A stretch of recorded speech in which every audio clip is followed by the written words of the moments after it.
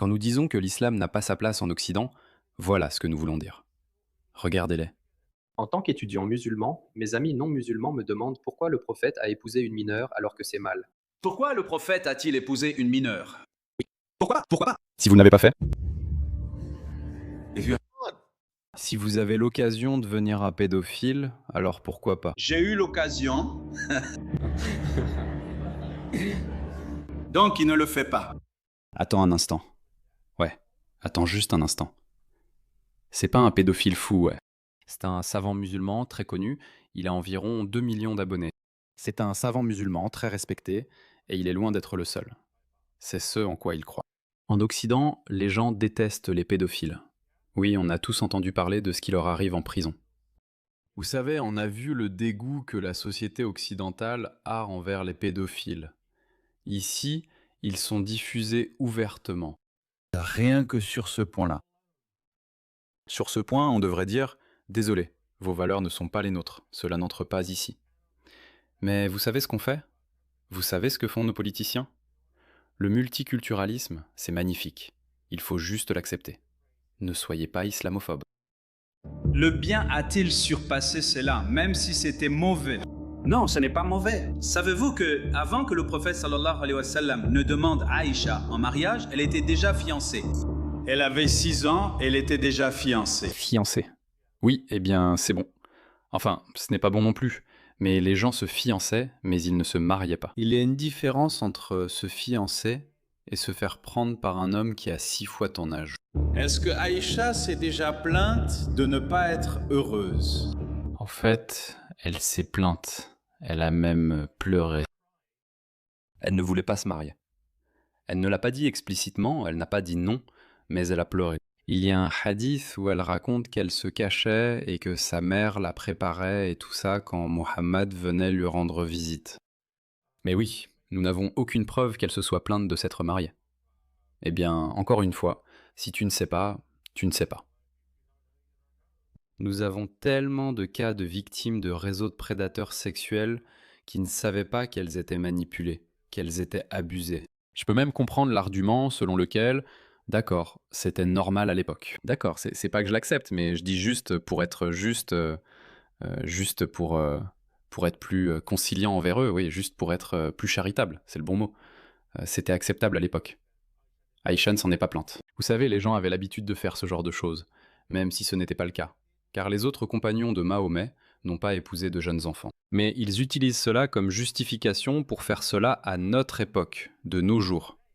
Il dit que c'est acceptable, il dit « pourquoi pas ?» Si tu as l'occasion de coucher avec une petite fille, pourquoi pas? Qu'elle était soumise? Qu'elle était opprimée? Bien sûr que non. Elle aimait le prophète plus que quiconque sur terre, et il l'aimait plus que quiconque sur terre. Ses parents s'opposaient-ils au mariage? Bien sûr que non. Qui, saint d'esprit, trouverait quelqu'un? Vous voyez, tout cela revient à dire, eh bien, si c'est acceptable, c'est pour ça que nous ne voulons pas d'eux dans nos pays. Leurs valeurs sont différentes. Regardez celui-ci. Tu sais quand tu vois un beau jeune garçon. Tu sais, quand tu vois un beau jeune garçon, le garçon mignon est le meilleur. Il regarde, ouais. Ouais. J'ai vu un beau garçon. Un beau garçon, c'est encore plus agréable à regarder, mon Dieu. Le garçon mignon est le meilleur. Le garçon mignon. Mon ça, un beau garçon est un spectacle encore meilleur qu'une belle fille. Il y a un verset coranique qui promet en fait ce genre d'homme. Regardez-les.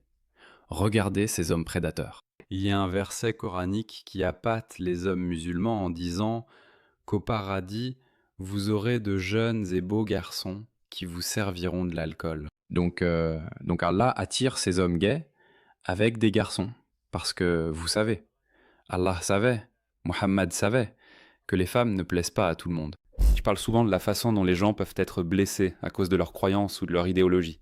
Mais il existe un autre type de préjudice qui se produit discrètement, sans que la plupart des gens ne s'en rendent compte. Je parle de la collecte et de la vente de vos données personnelles. Et si je vous disais que votre adresse personnelle, votre email, votre numéro de téléphone et même des informations sur votre famille pourraient déjà être en ligne sans que vous le sachiez. Chaque jour, des courtiers en données et des sites web publics collectent, publient et vendent des informations personnelles. Cela peut entraîner du spam, des arnaques, des vols d'identité, et même mettre votre vie privée en danger. C'est pourquoi j'aime Incogni. Il suffit de saisir votre adresse email et Incogni trouve automatiquement où vos informations personnelles sont exposées et envoie des demandes de suppression en votre nom. Le tableau de bord de l'application vous fournit des rapports détaillés montrant exactement où vos données ont été supprimées. Et avec le forfait illimité, vous pouvez aller encore plus loin. Collez simplement le lien d'un site exposant vos informations personnelles et les experts d'Incogni en protection de la vie privée s'occupent du reste, avec des suppressions sur mesure. Commencer ne prend que quelques minutes et après une autorisation unique, Incogni s'occupe du plus gros du travail à votre place. Reprenez le contrôle de votre vie privée maintenant. Utilisez mon code spécial pour obtenir 60% de réduction sur tout abonnement annuel à Incogni, plus une garantie de remboursement de 30 jours. Scannez le QR code ou cliquez sur le lien ci-dessous pour commencer à supprimer vos informations personnelles d'Internet. Ils ne peuvent pas vous nuire s'ils ne vous trouvent pas. Donc pendant que nous avons ces personnes, nous avons nos institutions qui les adulent. Regardez ça. Voici la princesse Kate et le prince William. Regardez-les en train de les aduler. Il leur serre la main. Gardez un œil sur la princesse Kate. Regardez ça. Elle serre la main de tout le monde. Elle tend la main. Il a dit non. Elle est gênée. Elle retire sa main. Regardez ça. Non, désolé. D'accord, ce n'est pas grave. Pourquoi est-ce qu'on idolâtre ces gens ? Pourquoi est-ce qu'on idolâtre ces gens ? Ils n'ont même pas leur place en Occident. Regardez, regardez comme ils sont impolis. Regardez, écoutez ce type. Ce type est le journaliste en chef du New York Times. Wajahat Khan ou un truc comme ça. Écoutez-le. Regardez la haine qu'ils ont pour l'Occident. Donc nous ne partirons pas. Et si jamais on nous renvoie, littéralement, votre pays de merde deviendra les États-Unis d'Amérique. Il sombrera. Ouais, comme si l'Amérique coulait avant que vous, les ratés, arriviez sur ses côtes. Je veux dire, regardez-vous. Regardez-le. Dans le même extrait, il a dit quelque chose comme « Vos femmes sont moches. Les femmes blanches, américaines, sont moches. » Ils ont tellement de haine et de mépris pour l'Occident. J'ai gardé le meilleur pour la fin. Regardez cet extrait. Quant aux bracelets de cheville, d'accord, elles ne devraient pas les faire teinter. Les femmes ne devraient pas faire teinter leurs bracelets de cheville. Ah, je déteste ce type. Il est en train de mourir. Donc ce ne sont pas les yeux de la femme, ni ses cheveux, ni même sa poitrine ou ses fesses qui pourraient attirer les gens.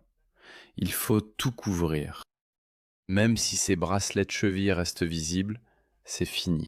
La partie est terminée. D'accord. Et de même, les épouses du prophète sallallahu alayhi wa sallam, d'accord, devraient parler derrière un voile, derrière une séparation. Pourquoi ? Parce qu'il pourrait y avoir une maladie dans le cœur de la personne. D'accord. Le point que j'essaye de faire valoir... Un point énorme. Un point très compliqué qu'il essaye de faire valoir. Tu sais, quand Einstein n'arrive pas à comprendre ça, c'est que ce dont on discute est vraiment très important. Allah sait comment il a créé les hommes. D'accord. Et si tu donnes à un homme un morceau de peau, il regardera ce morceau de peau. Qui sont ces gens ? Des animaux. Tu vois une femme ? Tu vois de la peau ? Tu vas tout perdre. Pas étonnant que ces chèvres ne soient pas en sécurité. Et il va alors se faire des idées à partir de la maladie qu'il a dans le cœur. Il va se faire une image. Donc, quand un homme... Imagine qu'un homme musulman voit une femme dans un sac poubelle. Elle est couverte de la tête aux pieds. Elle a des chevilles. Il y a un minuscule bout de peau visible. Et il ferme les yeux et il imagine à quoi elle ressemble sous ce sac poubelle. Et ensuite, il garde ça en mémoire. Et puis il va aux toilettes et se masturbe. En fait, tu sais quoi ? Ces gars-là n'inventent rien. Ça me rappelle une histoire sur le plus grand homme de tous les temps, Muhammad. Regarde ça. Regarde ça. Il était une fois, Muhammad se promenait. En traversant un marché, il aperçoit une femme. Il croise une femme, la regarde et s'excite immédiatement. Regardez. Le messager d'Allah, Muhammad, a vu une femme ailleurs dans la rue. C'est écrit.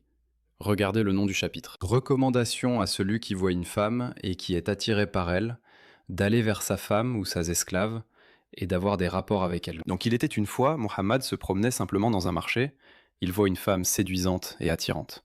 Alors, il devient excité. Il se dit, il faut que je baise, tout de suite. Faut que je laisse tout tomber Il faut que je baise. Alors il est allé voir sa femme, Zainab, qui était en train de tanner du cuir.